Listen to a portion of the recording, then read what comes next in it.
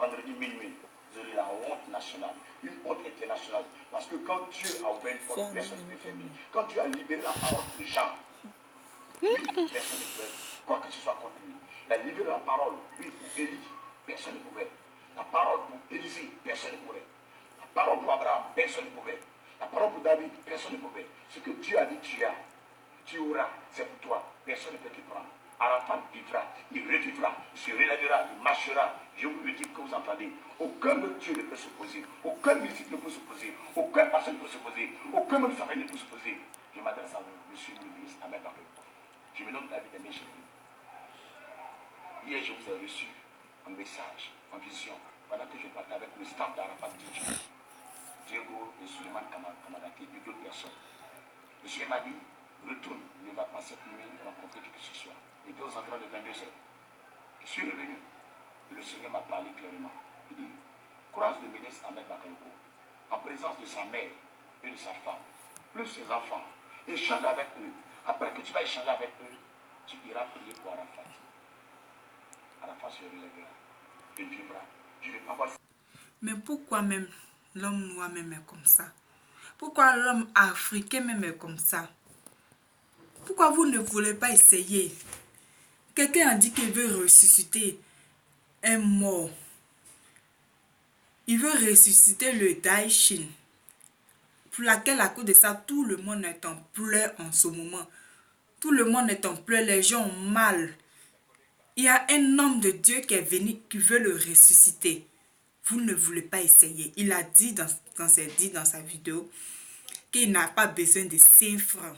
Lui-même, il veut payer son propre transport pour aller là-bas. Il n'a pas besoin d'argent. Il n'a pas dit donner-le voiture. Il n'a pas dit donner une maison. Il n'a pas dit que videz vos comptes pour lui donner. Il n'a dit qu'il ne veut rien, mais c'est pour rendre gloire au Seigneur. Mais pourquoi vous ne voulez pas essayer? Pourquoi? Tu n'es pas allé composer. Tu dis non, j'ai échoué au bac. Mais tu n'es pas allé composer. Comment tu ne peux pas échouer?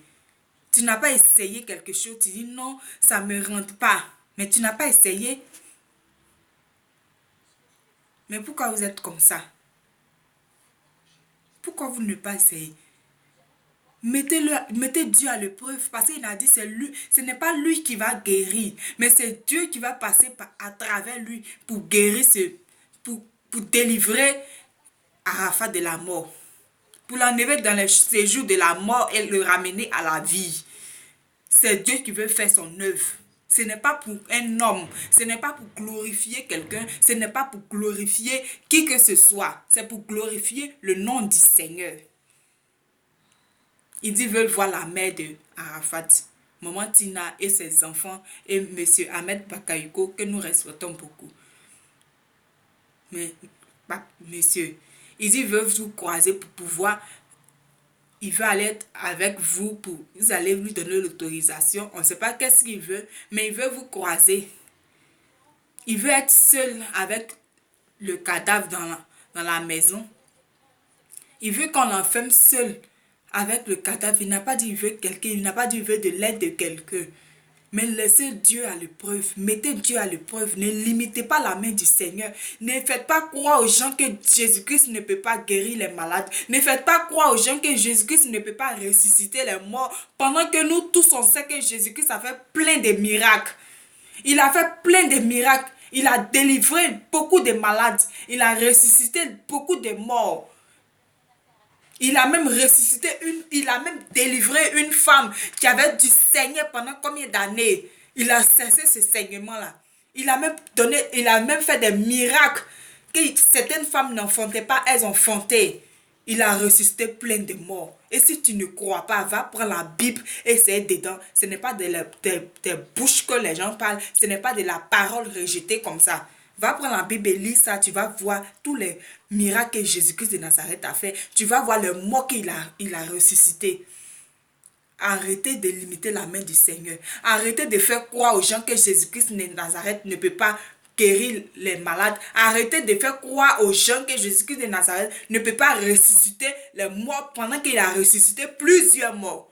Arrêtez ça maintenant. Et je vois certains artistes qui viennent s'asseoir cailladement en disant que non, c'est un menteur. c'est un ceci, vous le traitez de tout le nom, vous l'insultez. Mais si toi tu sais que c'est un menteur, c'est parce que toi-même tu es le plus grand menteur. C'est le menteur que tu sais que c'est un menteur.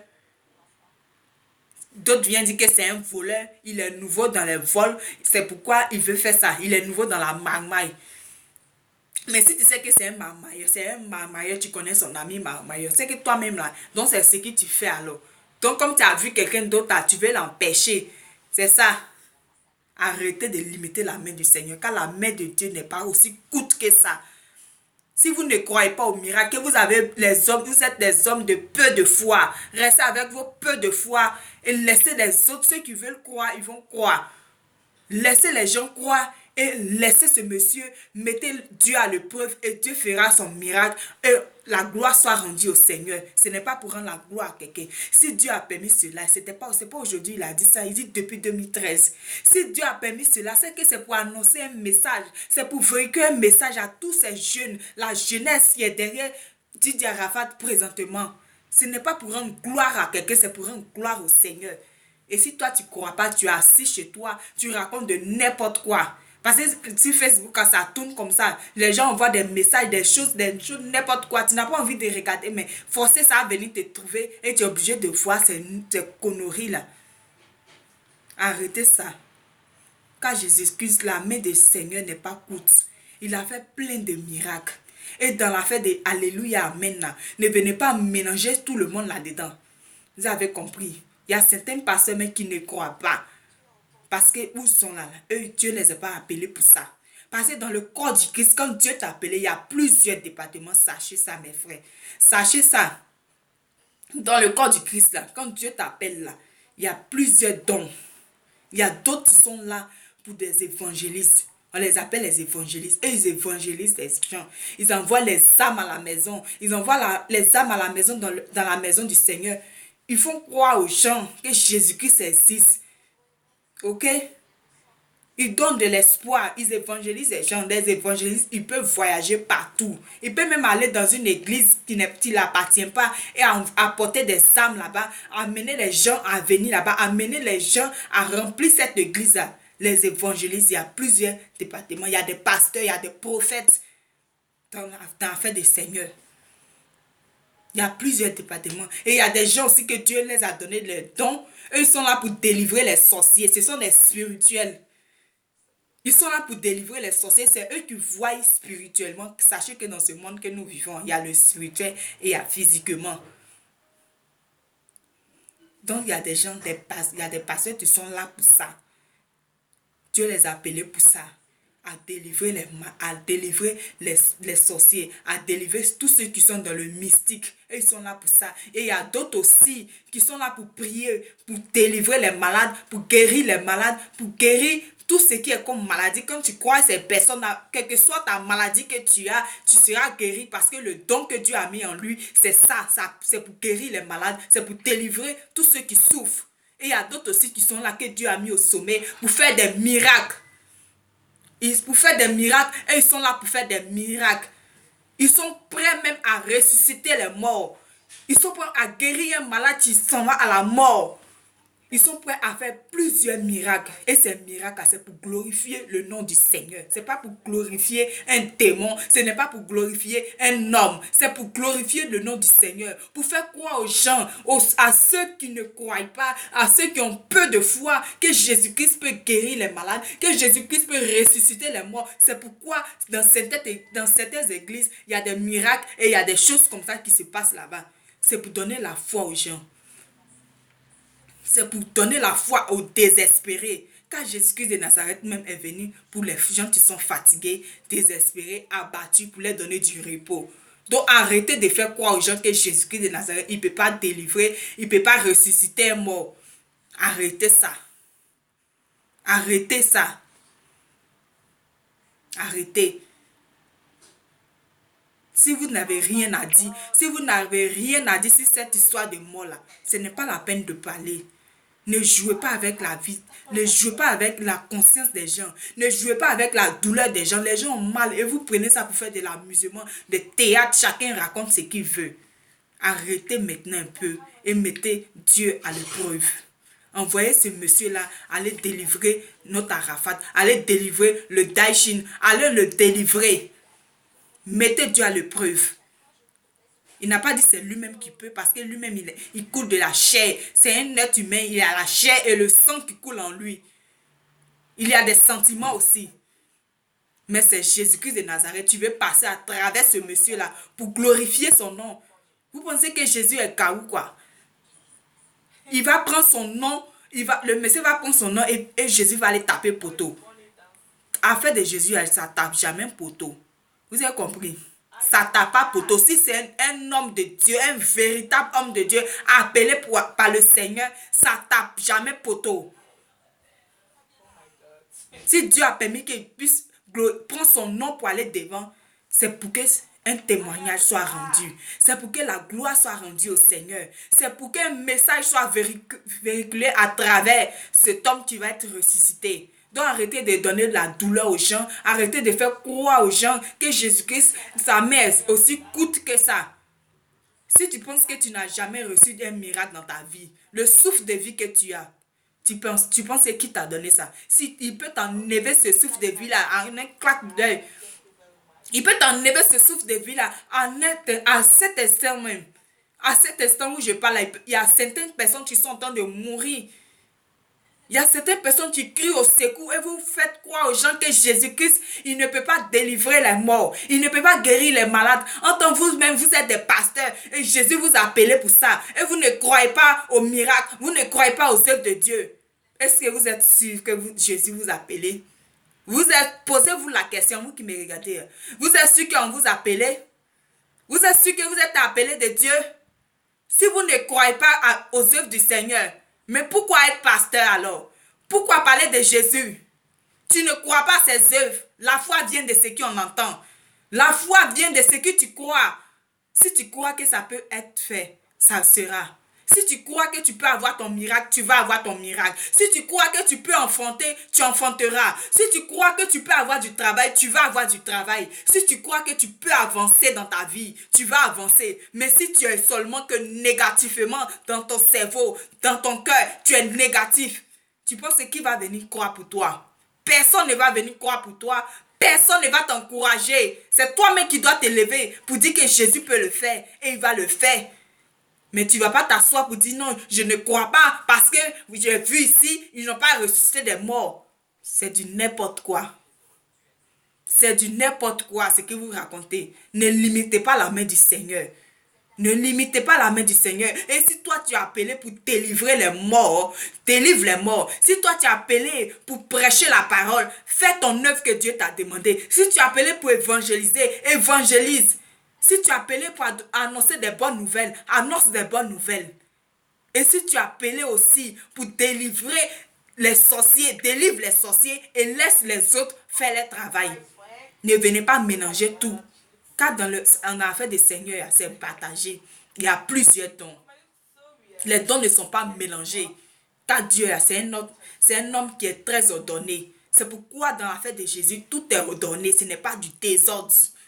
Donc fais ton travail. Il y a certaines personnes qui prennent le nom du Seigneur pour faire de l'argent. Mais ça, c'est leur affaire. C'est eux avec Jésus. Nous, on n'a pas à juger quelqu'un. Tu n'as pas à juger ton prochain pour dire il est comme ça. Celui-là, il vient juger. Il vient juger. Arafat était comme ça. C'était un brigand. C'était un menteur. C'était ceci, cela. Il parlait mal aux gens. Mais il parle la vérité qui sort de sa bouche. C'est ce qui te fait mal. Faut dire c'est ça, tu te fais mal. Ne dis pas que non, il parle mal aux gens. Il fait sortir la vérité, ça te blesse. La vérité, tu es là, ça rougit les yeux et ça blesse. Et si tu ne veux pas, on va te dire la vérité. Tu es obligé d'entendre cette vérité-là. Donc arrête de faire croire aux gens que les gens sont menteurs. Arrête de faire croire aux gens que les gens sont des fautistes et toi, tu es le saint. Arrête de faire croire aux gens comme ça. Arrête de pointer la main sur les gens. Car tu n'as pas fini d'enlever la paille qui est dans tes yeux. N'enlève pas la poudre qui est dans les yeux des autres. Tu as compris? Arrêtez maintenant. Arrêtez de faire croire que Jésus n'est rien. Parce qu'il y a certaines personnes qui sont là. Ils sont découragés. Ils sont rétrogradés. Ils sont abattus. Ils sont là même et ils se disent que non, Jésus n'existe pas. Mais mon frère, ma soeur, Jésus existe et il est réel. Il est puissant. Si tu te laisses connaître par lui, il va venir te connaître. Jésus est réel. Tes problèmes ne sont pas pour l'éternité. Il peut le faire, il a la solution. Il a la solution à tout problème. Ce n'est pas un Dieu qui est méchant. Ce n'est pas un Dieu qui est... C'est un Dieu très jaloux, mais il n'est pas méchant. Parce qu'il y a certaines personnes, eux, ils sont là. Matin, quand ils se réveillent, ils vont aller consulter des marabouts, des féticheurs. Donc, ils sont là comme ça, ils ne croient pas. Mais parmi ces pasteurs-là, il y a des voyants. Il y a des gens que Dieu a bénis. Eux, ils voient, ils ont des yeux spirituels. Ils voient. Ils peuvent voir tout ce qui va se passer dans ta vie. Ils peuvent voir même ce que tu as fait dans le passé. Il y a certaines personnes qui sont là pour ça. Dieu les a bénis pour ce don-là. Ils voient. Donc arrêtez un peu. Arrêtez de faire croire que Jésus-Christ de Nazareth, ce n'est pas un Dieu vrai. Car il est réel. Et Jésus même aime qu'on le met à l'épreuve. Il dit, mettez-moi à l'épreuve et vous verrez ma gloire.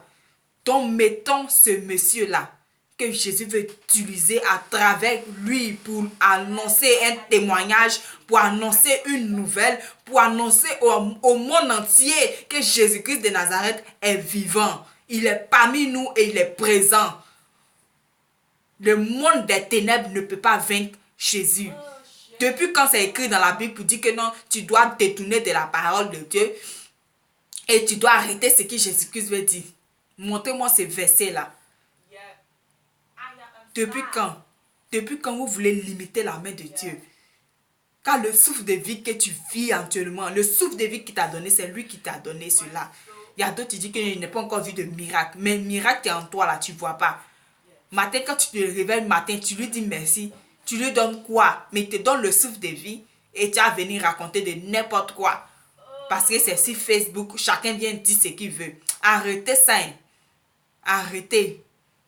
Arrêtez et partez donner ce monsieur-là. Mettez-le à l'épreuve.